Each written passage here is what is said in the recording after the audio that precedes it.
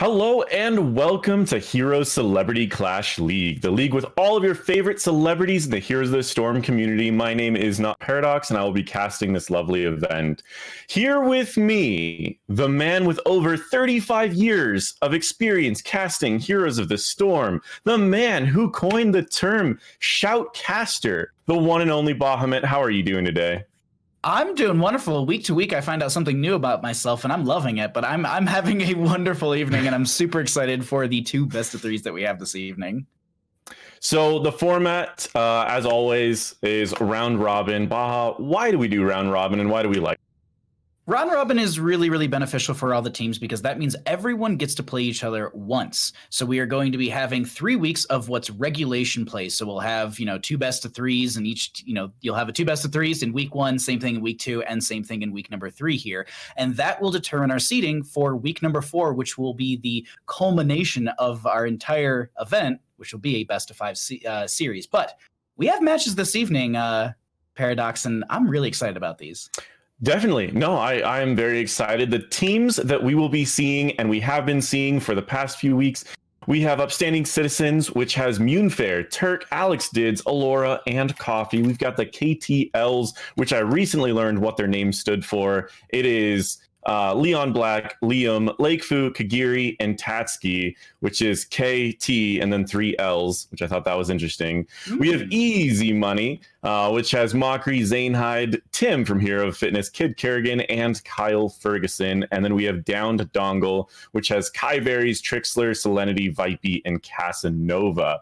And with that in mind, the schedule that we will be seeing from that today is we will be seeing Easy Money versus the KTLs. Then later today, we will be seeing Upstanding Citizen versus Down to Dongle, which will decide who will be in the finals. And then next week, we will have a best of 5 finals. So that is all going to be very exciting. But what are they playing for, Baha? Oh, just some soap. That's really about it. Just soap. No, we've got a huge prize pool on the line. First place will take home $500. Second place will take home $300. Third and fourth place will take home $200. But on top of that, you also have first and second taking 35% of the community prize pool, and third and fourth taking 15% of that. Right now, from week 1 to week 2, we raised specifically $1,598.28. And that goes back towards these players. Like, we were talking about this last week. This could get someone a new router, potentially. This could get them a new mouse. It could get them new streaming tools like a Stream Deck or key lights or a new camera or webcam. So, like, it's so many cool things that these players can earn and gain from this. And a lot of that prizing comes from the community and from all of you. So thank you for supporting. But that's not it, Paradox. We have so much more this evening, as we can also see what we had take place over the last 2 weeks with our current standings right now. And the KTLs are up at the top. And I mean, you're saying that it really comes down to Dongle versus Upstanding Citizens. But I'll be honest, KTLs versus Easy Money, that's a fun match too. It is going to be a really fun match, and I've been watching a little bit, and we'll talk about it when we do our team introductions here. But I've actually been watching what Easy Money has been doing in their practices, and I think you'd be pretty excited seeing the team that they do have to face this week. And we'll talk about that a little bit when we start approaching draft.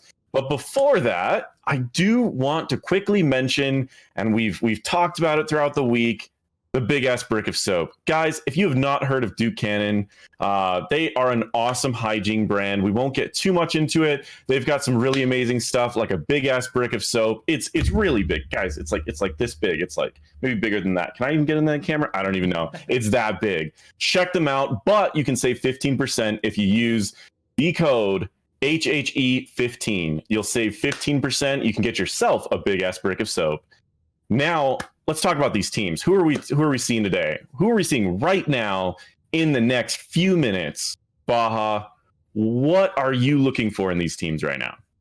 I'm looking for a washing machine. I'll be honest. I'll be blunt about this. I want a team to pull out the washing machine here. But no, match number 1, we get the KTLs versus Easy Money. This will be a wonderful matchup. We got players like LeonBlack and Liam on the side of the KTLs, and we have Easy Money bringing in players like ZaneHyde and Mochrie. That's going to be an amazing matchup right there. And we'll get into match number 2 when we get there. But right now, I think that's going to be the big driving force is going to be some of those top tier players, but you also have players like KyleFergusson who analyzes this game so much, and you have people like Tim who just tank forever. Like, I think Tim can play on every single tank, if I'm not mistaken, in this game, and plays a pretty mean Cho'Gall, but I think that these teams are ready, and I think we're ready to go ahead and get into game. I think we are.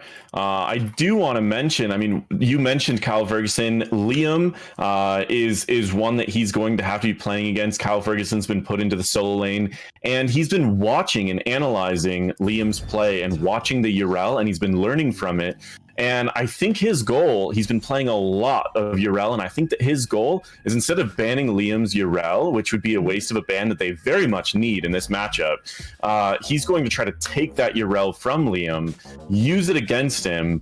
But you need to be a little cautious, because if you play someone's main hero, you're playing against someone who knows all of the counters. And so it's going to be very difficult. He can take a piece away from the enemy team, but can he truly play it at a level that is going to scare Liam? Is he going to be able to use this hero well enough to scare Liam?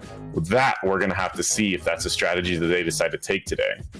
I quickly want to shout out Bearsock for the 500 bits. Oh, wow. We had Fan of Kronos with the 56 bits, Vipey with the rate of 41, so thank you, Vipey. Welcome to everyone from their stream. Selexia with the double 69, as well as O'Day with the 69. Thank you all for the bits. Those are going to be going back towards the prize pool, but we are here seeing your Tracer ban, so they're going to respect Mochrie's Tracer. Ariel to be removed. I've actually seen this in almost every league. Ariel is so insanely impactful with Resurrect.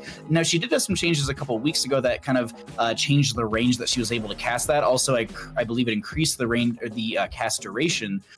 So slight nerf in a sense, but it really didn't change much. People still playing her.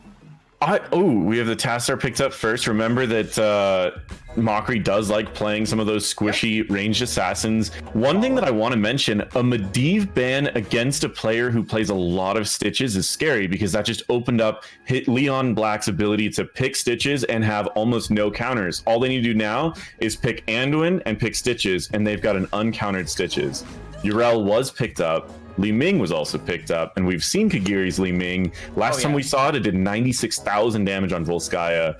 And if we see anything like that again, I mean, that is going to be a scary Li Ming to deal with.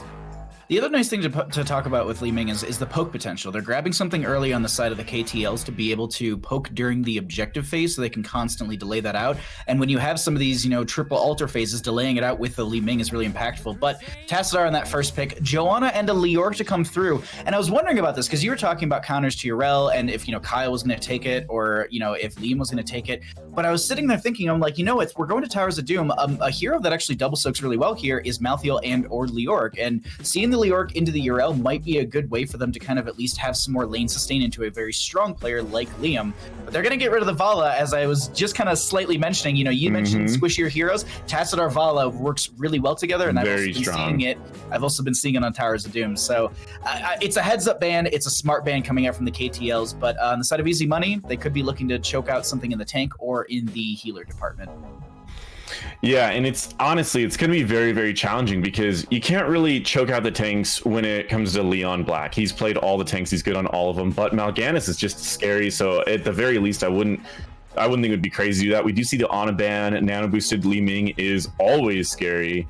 And then also just that extra ability to turn off the healing from Leoric. I am a little still surprised at this Medivh ban. I figured they would have a major plan that would be countered by Medivh. I mean, what else does Medivh counter? Medivh counters burst. So maybe we're going to be seeing that. We do see Leon take his Mal'Ganis, something that's been banned for the majority of this tournament. Yep. We know he plays a mean Mal'Ganis, and we have Lakefu picking up that Deckard. And I've also seen her on Deckard. She's a very good Deckard player.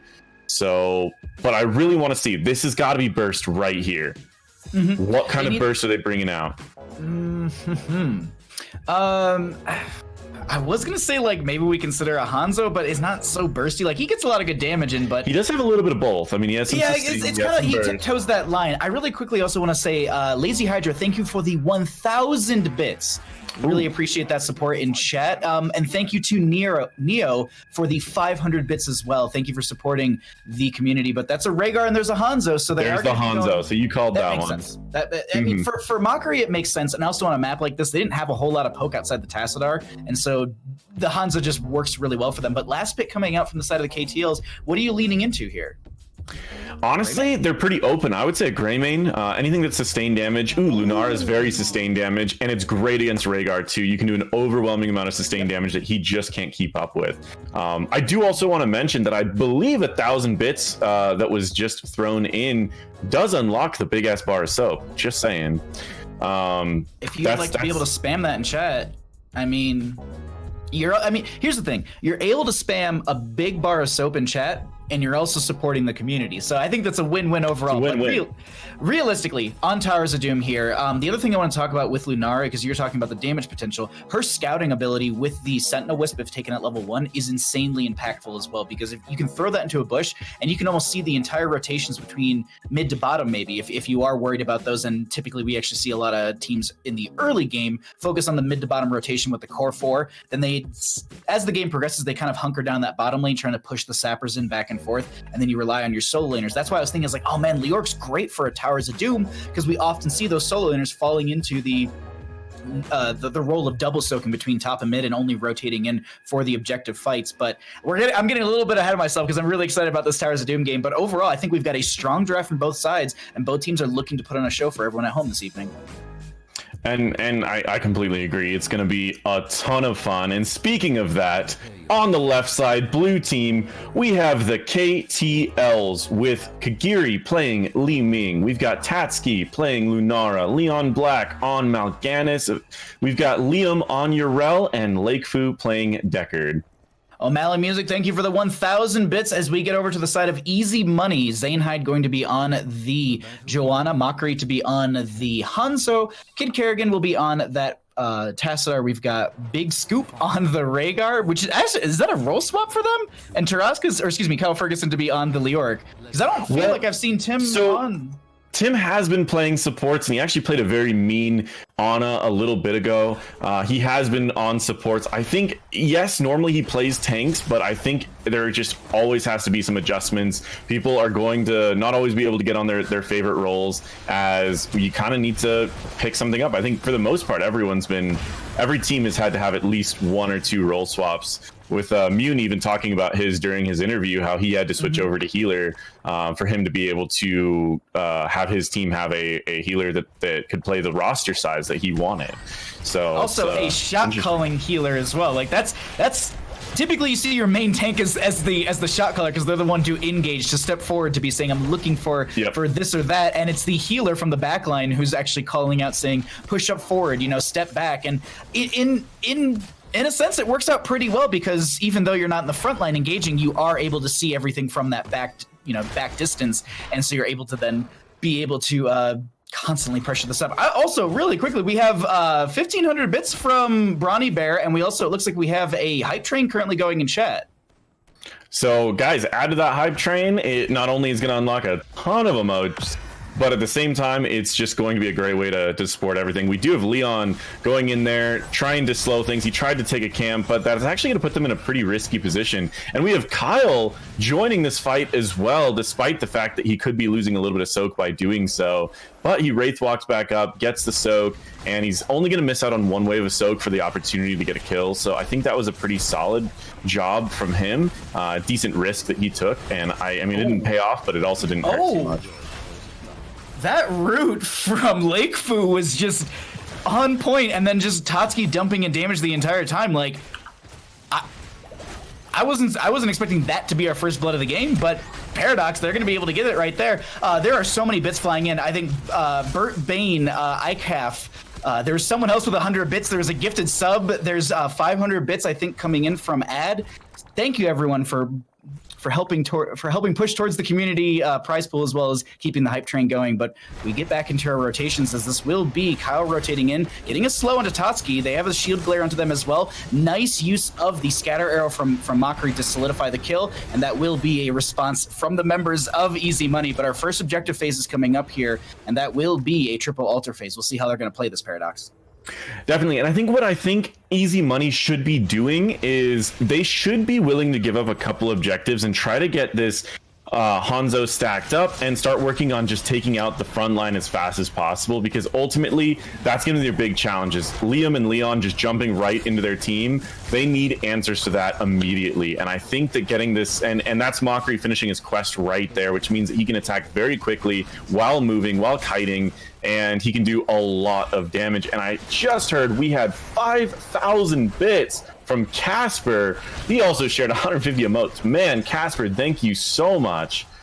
You've been helping out this week, or this last month, so much. So I really want to just say a thank you there.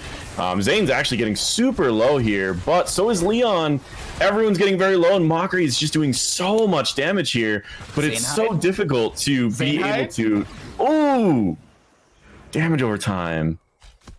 That's a rough go from them. This is going to be the triple altar face up. It looks like we do have Liam interrupting onto Kyle, so they might delay this out.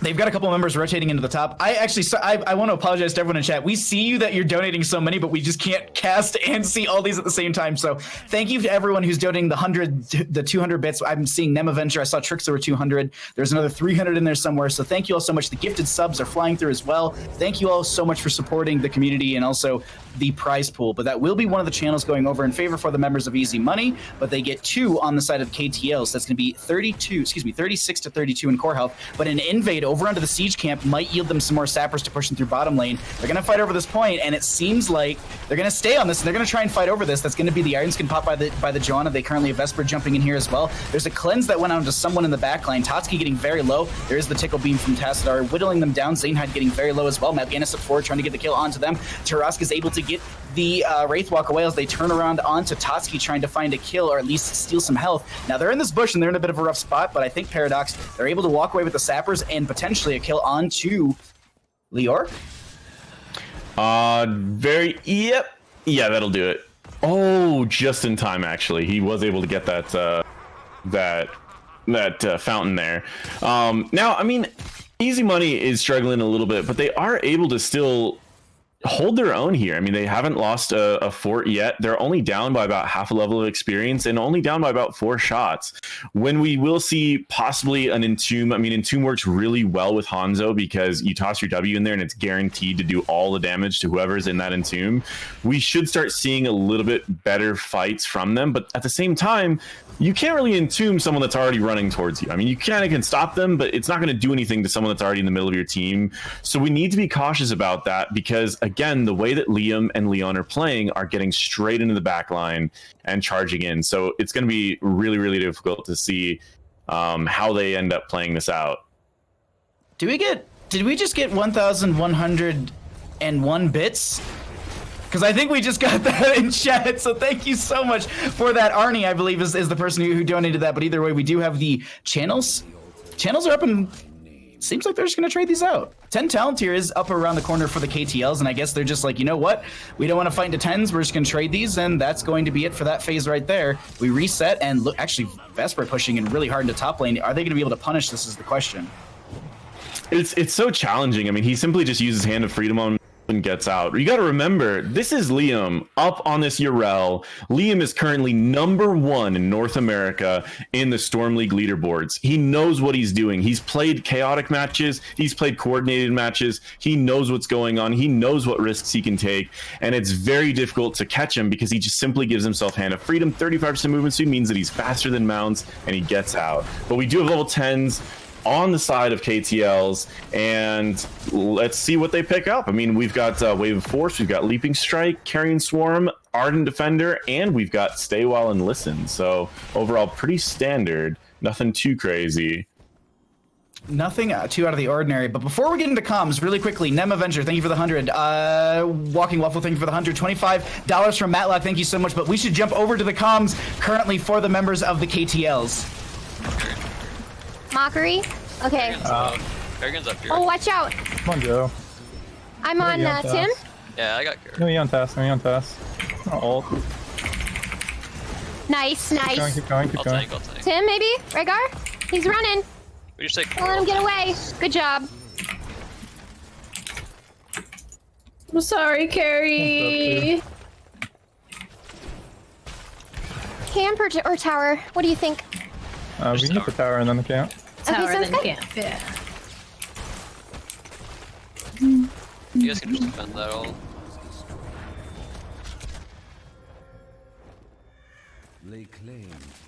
Well, a very, very an invade onto a camp that didn't really go too well for them. Before we also, I throw it back over to you. It's just coming in so very quickly. Add with another 500 bits. Jinxie Cat with 100 bits. And I believe there was like 359 from Rackham as well in there. But Paradox, that was a very interesting invade that didn't go well for the members of Easy Money as they're trying to make it out. But unfortunately, Joanna's going to get picked off right there. And it really wasn't. It's so difficult to try to invade this team that's so strong. As far as, I mean, how much of a front line they have, you need to be able to blow through all of that health in such a small amount of time. And as far as the damage goes, they have very low damage. Hanzo does a lot of damage, but they're running Hanzo as a hyper carry, and he just isn't able to bring double the amount of damage that you need to bring as a Hanzo as a hyper carry. Normally with a hyper carry, they need to literally double the amount of damage of another ranged assassin, so that you know that you're not taking a downfall for picking another support in there. And overall, I mean, ooh. That is risky, but that was a great ancestral, kept them up for a little bit longer. I think the biggest thing that I'm looking at right here is this Rhaegar cannot keep up with his healing. The fights are going longer than they want. They went with kind of a bursty type team where they banned a Medivh, so I figured they were going to go more burst. They picked Tastar so they could kind of go anti-burst, keep someone going for longer, and they pick a Rhaegar who likes these short fights, and they're just taking these very long fights where they can just never take out that Mal'Ganis or even the Yrel. It's really, really challenging. I mean, we will end up wanting to, most likely on this next altar phase, I'd love to hear their comms, but that's going to be probably at least in another minute or so, because I just want to know what strategies they're thinking through. They need to take back bottom, but at the same time, even though they need to take back bottom, they also can't just be wasting time here for so long. I mean, they're wasting 3 of the enemy's time, but they could be taking this time and just going and like pushing top, or they could be trying to gank someone or stealing a camp. There's a lot that they could be doing other than just sitting and waiting and trying to take this back, but it looks like they are going for it. But look at this Mal'Ganis. Leon is going in for a little bit of a flank. Zane's not really out of position. I mean, he's a Joanna. He should be able to get out of this. Ooh, that's a lot of stuns on Leon, though. Let's actually jump into their comms right now and see how things are going to be going during this bell tower phase. In the back, they're going to come stop you any second. I'm going to pop a vision on this camp to see if we can walk through. Are we just given? I have no HP. Yeah, I have no HP. Yeah. Oh, shit. Hold on. I have D, but I'm going to get rooted if I just get cleansed. I make it out. Oh, no. I'm fine. I'm fine. I was sleeping too. It's alright. No shield.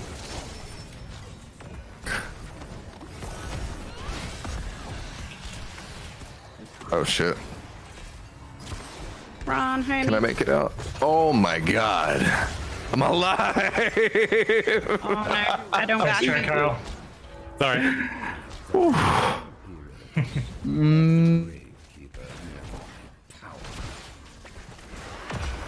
That was an interesting entomb. I mean, I wonder if he would have just stepped back, if he would have gotten the kill, because then he wouldn't have healed Leon, but I don't think he would have, because if he'd stepped back, then Leon probably could have just ulted his way back around. But that was, I mean, it was really fascinating to see that they did have some plans there, and I think ultimately they're not calling enough of actual targets and strategies. They're just kind of talking more about how to save themselves. Yep. So much of that was, hey, if you cleanse me, I won't die. Hey, if you do this, I won't die. Oh, if you could just do this, I won't die. And it's like, no, we got to call targets and we got to get some kills here, because I think that's their big challenge right now. They are 9-1 in kills. They've never gotten back control of this bottom bell tower, and they're just giving up objectives left and right. They need to call these targets. So, I mean, hopefully we see what they've learned from this game, and then next game see how they play it out. Oh, Blessed Shield coming out right there. They're going to try and jump onto Vesper, but it's not going to be able to connect in time. Oh, the dimensional shift from KidKerrigan. I saw 116 health onto her as they step forward and delete Mochrie. I saw 3/4 of a health bar, and then I didn't see a Hanzo. I really quickly want to just go through some numbers for anyone that is wondering at home. The Dark Horse Tatski with 51,000 heroic damage, Mochrie with 53,000. Liam on the Urel has 103,000 siege damage, and the Leorc on the opposing side has 82,000 siege on their own. So still, just a lot of good numbers coming up. And I quickly also want to note, Tassadar is at 664 stacks on the Psionic Storm at level 1, and 9 out of the 12 for Hanzo, because they did go down. But they only need 2 of these bell towers to end the game. Not Kagirii trying to go ahead and get this bottom one, going to get harassed by ZaneHyde. I'm waiting to see who's actually able to step further forward on this. They actually leave the left-hand side. They're going to aggress onto the team. Tatski with the channel on the left, but that is going to be interrupted by Mochrie with the scatter arrow. We do have Lakefu trying to stall things out. Another phase or Psionic Storm from Tassadar, as they are going to be delaying this out, but they get the leaping strikes onto them, forcing KidKerrigan back. Big Scoop trying to get the butt bite onto Liam, not going to be able to. Kyle looking to get the kill onto. That's a great entomb. They're going to, but they need to Wraith Walk out of there. This is so risky. Liam though on the right here. Leon on the right-hand side just cleaning house. We still have the brawl in bottom lane between Kagirii and ZaneHyde, who just misses the Blessed Shield right there. But Paradox, it looks like things have settled down, and Hanzo goes down in top lane. That was such a cool entomb, but it's so unfortunate that they were down 16s for a good portion of that fight, and they just got bullied out. That is going to be the 2 altars they need. Even though we have that infinite battle going on down at bot lane, it is irrelevant to the fact that they are able to get that 10 damage they need to finish out game number 1. GG. That is KTL's taking game number 1. Now we're going to be going into game number 2. The big thing that I'm looking at when I'm seeing this, and Bah, feel free to chime in whenever you want to, is they did not have I feel like their team comp was interrupted.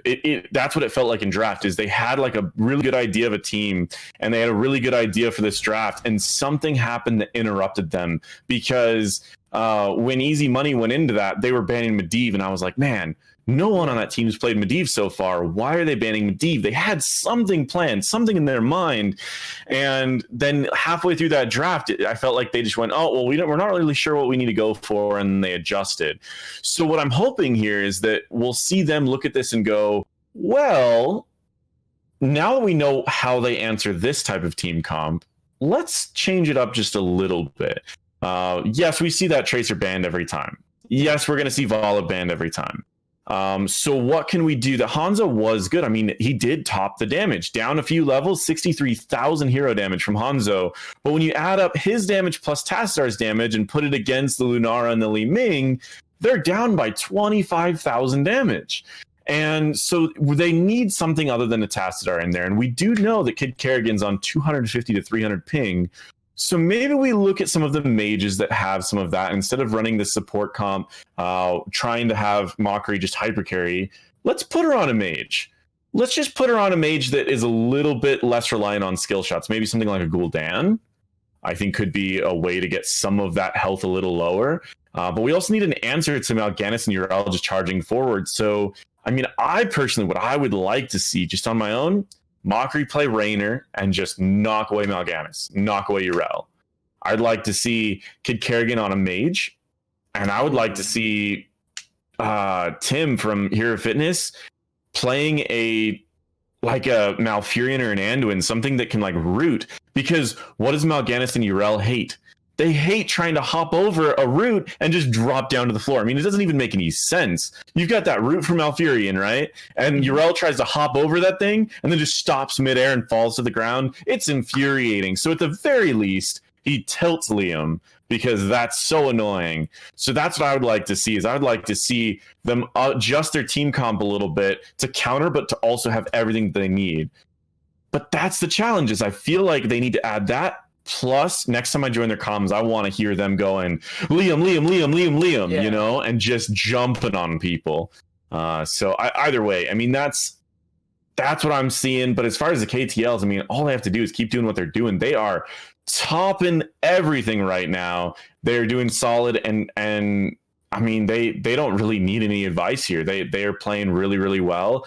They need someone to really shake it up against them, do some wombo combo. And that's something, too, that would be really good against this team, because their front line dives in so much. Where's like a VP and just gust everyone away, or a like gust half their team and just kill the front line? Where's like the Malthael, because they always go so frontline heavy? I mean, I would love to see some of this stuff against their teams, but either way, I mean, I just have to say that Leon, I mean, their whole team, the KTLs, I mean, we just saw Kagirii do 80% of Hanzo's health in under 2 seconds, in under 1 second. We just saw Tatski do 59,000 hero damage in a very short amount of time. I mean, a very short game anyways. This is crazy. And she didn't even have that support to keep her up like what Mochrie had. So all of the KTLs are playing so well today. And then Lakefu, again, doubled the healing of the Rhaegar. It's crazy. But we should be heading into game number 2 very soon. And Lord, Rackham. Whoa. That's 20 I'm trying gifted to subs. scroll up. It's 20 gifted subs as we get into Tomb of the Spider Queen. Rackham just accidentally stayed too close to the towers, and the Nexus forces took them down and dropped all their gems on the ground. Thank you so much for gifting 20 subs to the community. 100 emotes were shared. That is crazy, Rackham. That is gifted awesome. subs. That means that there's 20 people in this chat that can spam the KTLs or easy money and cheer on their favorite teams. They can spam down to Dongle when that match comes up, or upstanding citizens. So enjoy your gifted subs, and Rackham, thank you again for supporting the community and supporting the event. But we're here, Tomb of the Spider Queen. We've got first pick priority over on the side of the KTLs. What are you banning out first? Are you looking to maybe... Do you even consider banning out maybe the Leoric because it was just a bit of a nuisance? Or do you think honestly, Kyle's Leoric was pretty good, but yes, I don't think it's really ban worthy. I would get rid of Joanna. That's my big thing. Zane's been picking Joanna every time. He's great at Joanna. Oh, Tracer, of course. But I would try to get rid of Joanna only because Zane's a great Joanna player. He's been playing Joanna almost every game, and Joanna, this is one of her best maps. So if we can get Joanna out of the way, I think that would be a solid ban.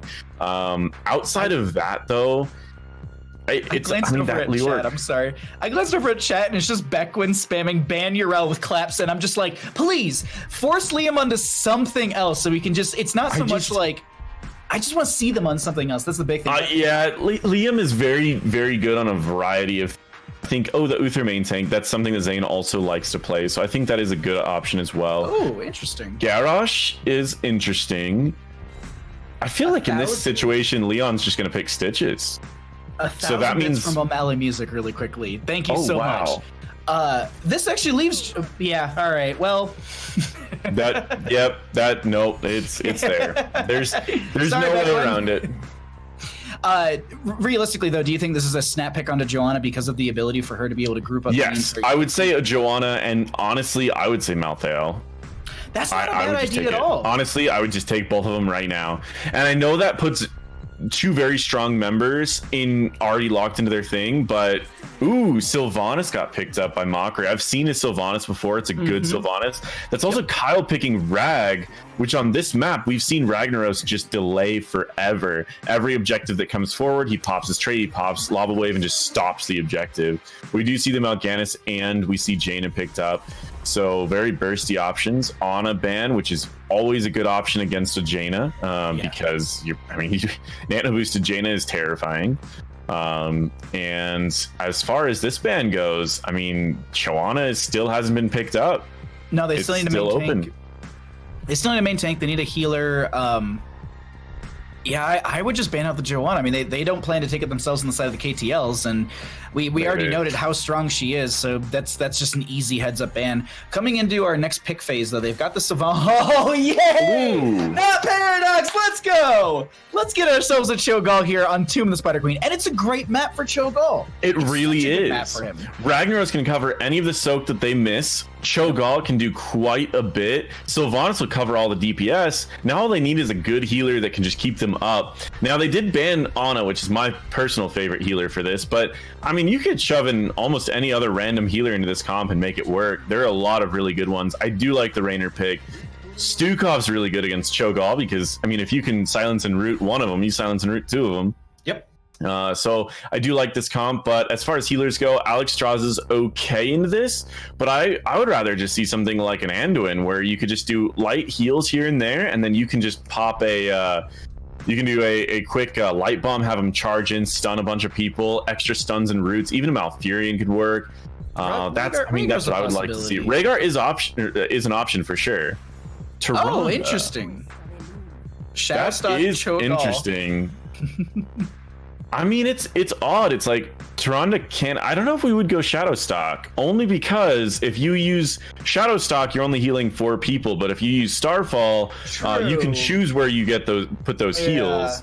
But at the same time, Shadowstock Cho'Gall is hilarious. So that's what I'm saying. Like if we're gonna meme, like why not go all the way and just have a Cho'Gall all of a sudden appear next to you through a lane? I mean, it's, there's Shimmer and stuff like that, but regardless, a good draft coming out from both these teams for Team of the Spider Queen. I personally think that there's going to be a lot of lockdown and blow up coming out from the members of the KTLs, because you have the Mal'Ganis interrupting and getting the kind of the up knock, if you will, with the Last in the Fell clause. Urel's able to reposition people. You've got the knockback from Raynor. You got silences from the Stukov and a root if you actually do go into that direction with the build, and then Jaina's able to throw out a lot of burst damage. I personally think KTLs are looking pretty healthy here, but we'll have to see what happens in game number 2 on Tomb of Spider Queen. Paradox.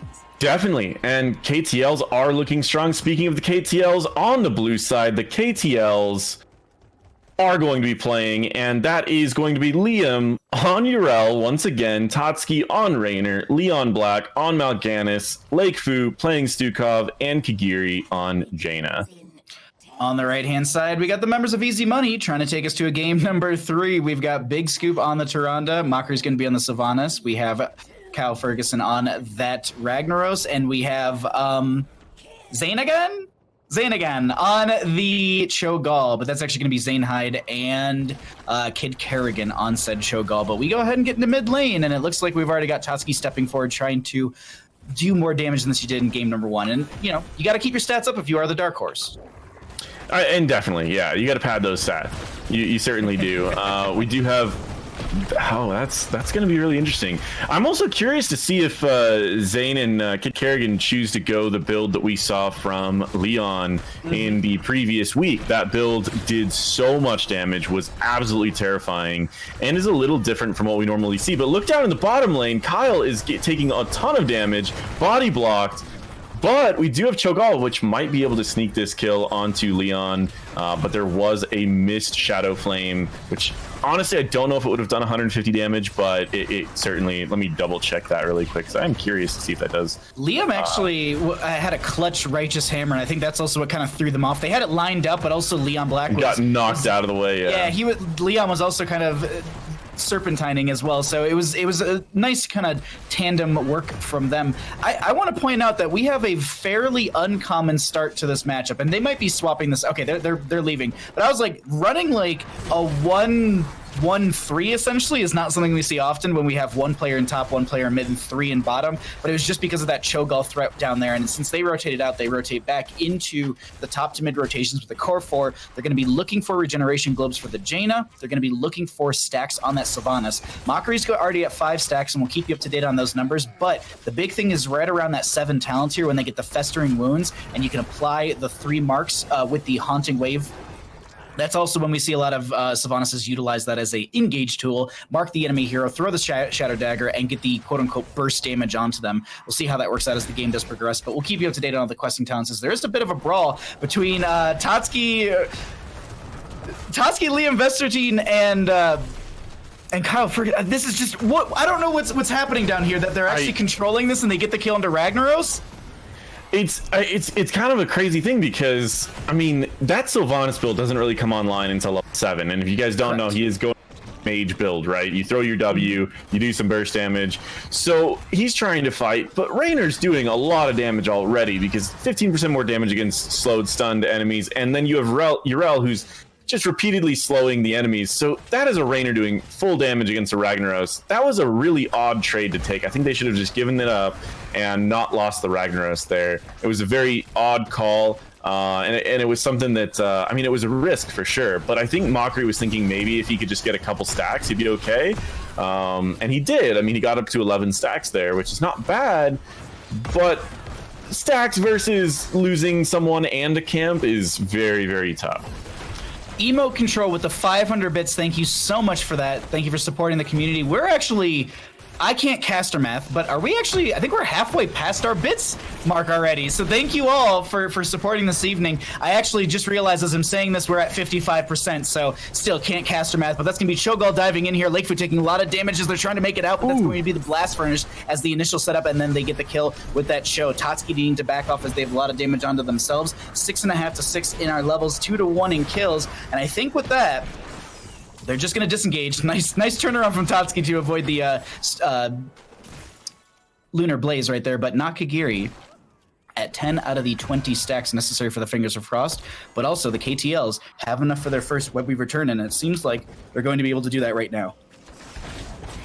Yeah, and it's going to be, I mean, this is going to be a pretty easy one to defend. The only challenge is if they can deal with Ragnarok, this would be their best time to do it. If they can push and kill Ragnaros, this would be awesome before the turn in.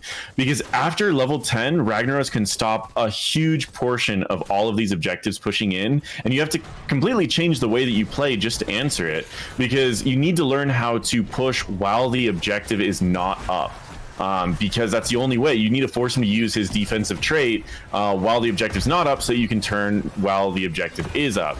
And that's going to be one of the biggest challenges about going against a Ragnaros in here. But look at this. Yrel just pushed 2 people in a really tough position, followed by a sleep, and this is forcing the Ragnaros to pop it early, which means now it's a perfect time to turn in. That means that Ragnaros will not have this trait to defend, and this first objective turn should do a lot. That is one quick kill against Yrel, though. So it's kind of nice. Mochrie does find them as they're taking the aggressive rotation out. Death timers are pretty low. Who do you want to check out during this? Because we are going to get Webweavers. LeonBlack is just about to turn in. They're just waiting a couple seconds, and then they'll get that turned in. But do you want to go to the defensive or the aggressive side for this first Webweaver phase? Let's check out the KTLs. I mean, they just set up this entire perfect fight. They've got to be calm in there right now, but I'd love.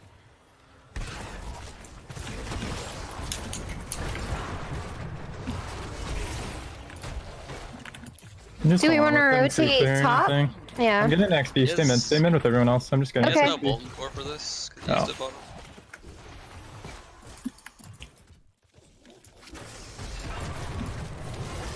I'm just gonna get bottom. I'm coming mid. Yeah, it's fine. We're almost 10s. So we get 10s. Get Hyperion, okay. Okay. Let's stop this queue. Alright, we can leave now. Just go top. Sounds good. Go top and then just use Hyperion on this. We should get 2 forts here. I'll get ring then. There's If 3 you... bottom, 3 bottom. You can get whatever you want. Ring's pretty good off my sleep too. I'm gonna drop Yeah. Hyperion. Nope. I think I'm gonna mount up and start running towards Liam. I'm good. I feel this yoink a kill though. We can boss though. I You think can we just hard push bottom. You want a boss? Yeah, we'll get free forward off bottom. Alright. Let's go bottom. How many gems do we have?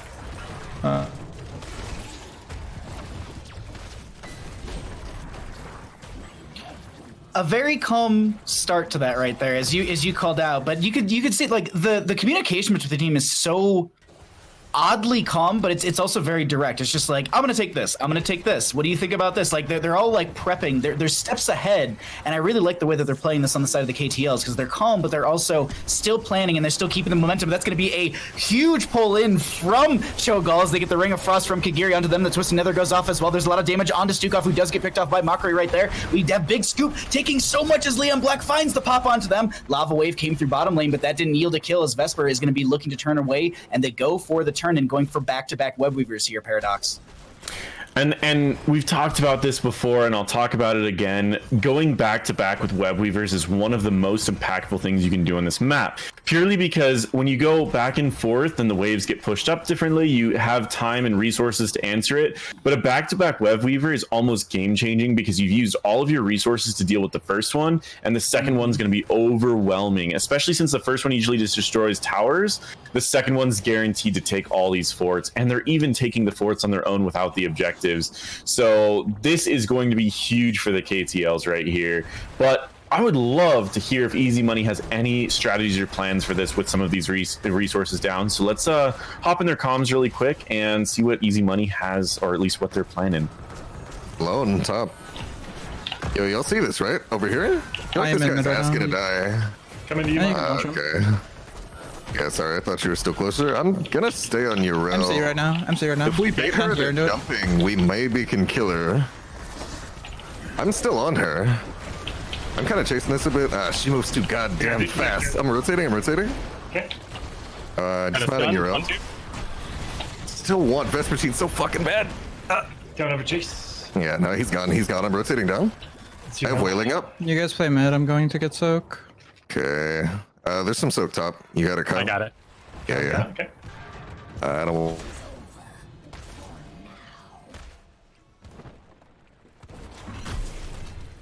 So they are surprisingly calm here, and that's actually really, really good. I mean, Easy Money strategy. They're keeping it calm. There is an enemy boss call. It seems like they do know about it because they are prepping for it and they're heading in there. This is only 13s to 12s. This is actually a good fight for them if they can get a good positioning here.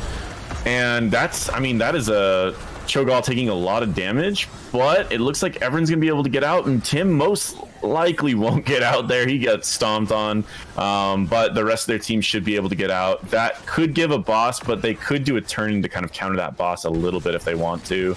And I think that's probably what they have to do, is push out bot, push out mid, and get a turn in. Trying to continue fighting over a boss and losing one person every time is very, very risky.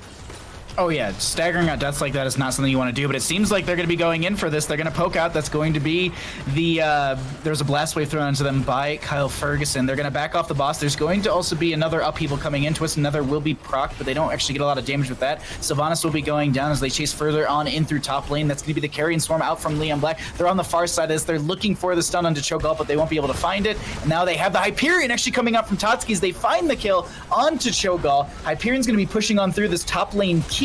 Big scoop in a bit of a rough spot as they have a huge sleep onto them, pushing them back into Hyperion. Another jump coming out from Liam, and that confirms another kill. Tyrande to go down. Top lane keep falling as well. You can see that they're considering the core call, but the retreat pings are coming out, so they're going to probably either jump over to boss, or they're going to be looking to just get that last little bit of 18, the last 18 gems they need for another turn in. But right now, I think, yeah, this is the third time's a charm. They're going to be able to get boss here, but I gotta say, Paradox, this is being played so well.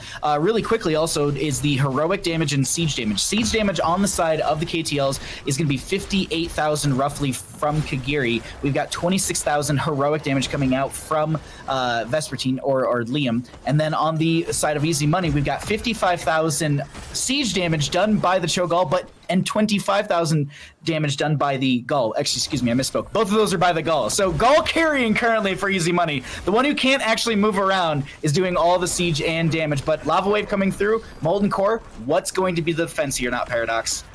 Honestly, I think that we need Kyle to flank with a Molten Core and then just use he already used a Lava Wave, scare him off. We've got Cho'Gall. This is a great time. Just a quick, they need to use it before they get slept. They need to use it before they get, that's the challenge, is Kyle, if he couldn't get that off, then it could be over, and this is looking like it's going to be over. He needed to wait and reposition near the Mal'Ganis after the sleep and the Q goes off, and after the Urel's W goes off, and then use it. He got too close to the Rainer, and that's what we saw. Tatski, quick interrupt, and that will be game number 2. This is putting the KTLs up another 2-0 over pretty much every single team, actually exactly every other team in this tournament. But now everyone's seen all of their strategies. I mean, they do the same strategy, or at least the same few strategies every single game. So we know what the KTLs do, but it was certainly a challenge to watch it so many times and have these teams all find their own strategy to answer it.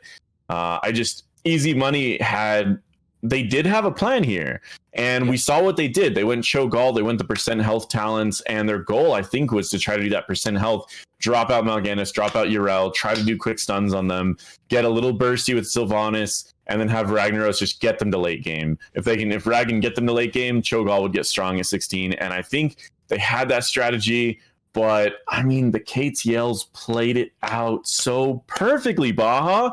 It's unbelievable how perfectly they played this out. So, I mean, props to them. They really, really played very well. You were noting, I just really quickly wanted to say, you were noting that they interrupted Kyle at that last moment with Tatski. That was actually the second time they interrupted that Molten Core, which is just wild to me. They actually had 2 rotations of the interrupt, but production was already saying that we're going to jump into their comms for a short interview with the winning team, so we can go ahead and get over there. Hello. Congratulations on your 2-0 victory. How are you all feeling? So good right now. You've no idea. Paradox, if you want to start us off. Yeah, I mean, you guys are now 2-0 against every team in this division. So I guess my question is, how are you going to change up your strategy, or are you going to stick with the same strategy going into the finals now that everyone has seen how you guys like to play and what you guys like to do? Are you going to just keep with what's winning, or are you going to try to change things up during the finals? I don't know if we should tell you that. Yeah. I don't know if we should reveal it. You can keep it all on the down low. Is it You're washing? trying to It's make washing machine, snitches out isn't of it? us? I don't like the way you're asking questions. Then I'll change up the question. How do you guys feel after this game? And I mean, was there any point the last 2 games during the drafts at any point that you were like, wait a second, they're actually getting on a couple too few many kills here? I mean, what was there any point you guys were worried? Not really. I mean, we kind of knew what we were doing wrong when they got some kills. So, I mean, it was kind of like, all right, let's try this again. And you just get back on the horse and you go back in. And, yeah, it was pretty fun. Right on. And so next week, you could be going against 2 different teams. And those teams that you could be going against are the Upstanding Citizens and Down to Dongle. Is there a specific team that you guys want to play against next week? I want to play against Down to Dongle because I think they got a lot of fight in them, and I want to see that. Yeah. Yes. Well, we want to dongle on the dongles. Yeah.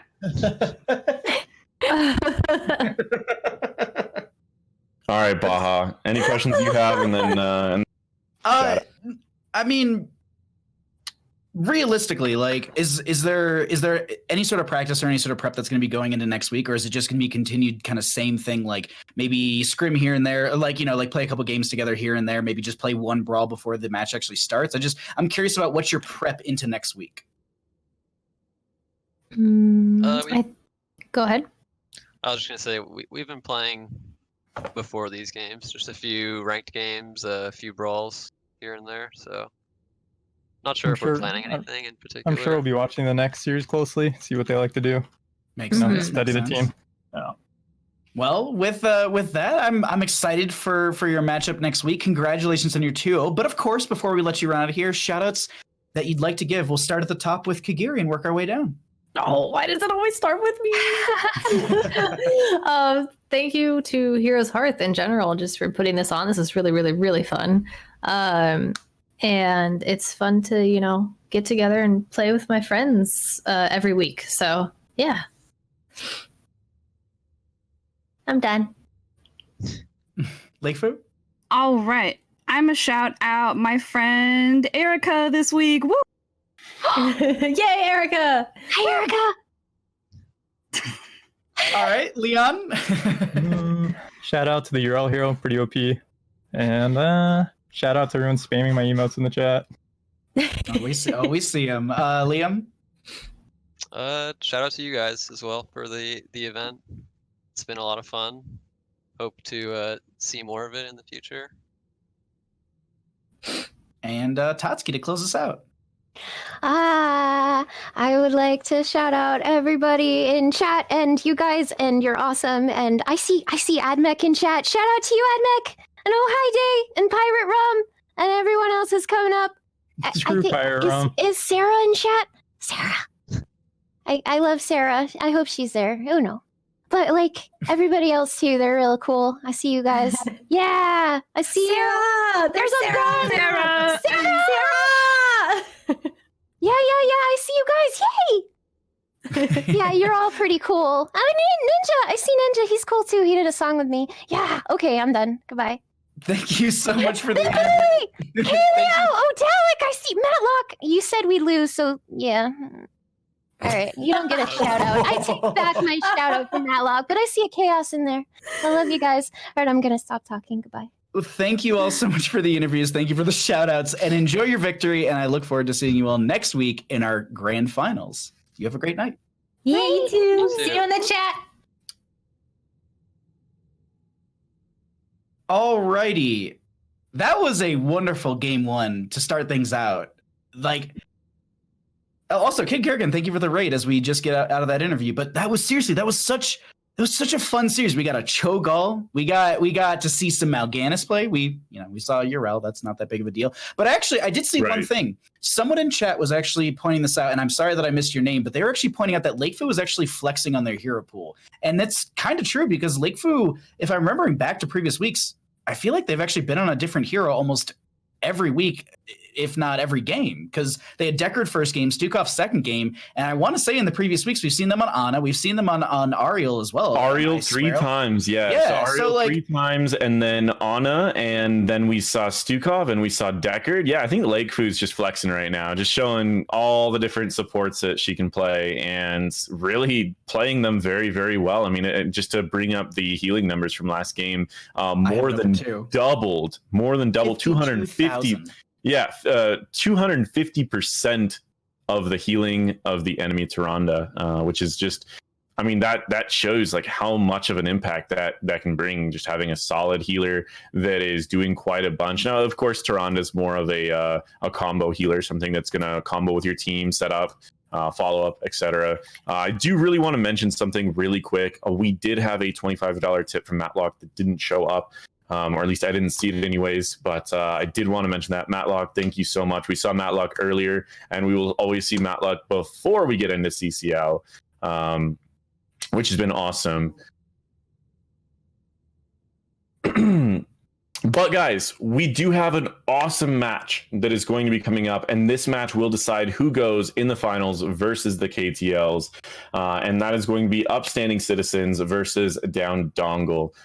We will, again, that is some pretty awesome teams right there. Down Dongle was undefeated in the Celebrity Fight Nights, but we do have Upstanding Citizens with some pretty awesome names. They've been doing some wild stuff, which I'm very excited to see what they have planned for this series of games, which we will be seeing after the break. During the break, however, we will be having a giveaway.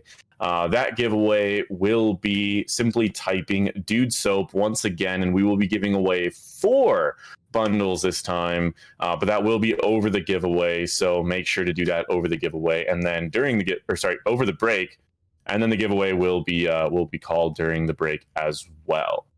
But I'm very excited for these matches coming up. We will just do a little bit of a break before we get into those. And I think that they are going to be very, very intense because this is going to be the teams that are, I mean, whoever wins this is pushing into the finals. And they've got another shot at taking first place in our first CCL. I think this is... We're about to see an awesome match, but as Paradox did say, spam Dude Soap in chat. It's case insensitive, if I believe, so it doesn't matter. Actually, you know what? Get creative with how you type it because it is case insensitive. Production just told me in my ears. So get a little creative while we are going to be on break. Make sure you spam that. Usually 1 entry is enough, but I think you need to say it like 2 or 3 times in chat. I feel like for the bot to really hear you, you have to say it at least 5 times with different forms of capital letters, like for sure. But no, we can already see the spams coming through, so you're all doing perfect. And with that, Paradox, I think we have to take a little break and get ready for our next best of 3 series. Yep, we will be back in just a few. Thank you guys, and see you soon.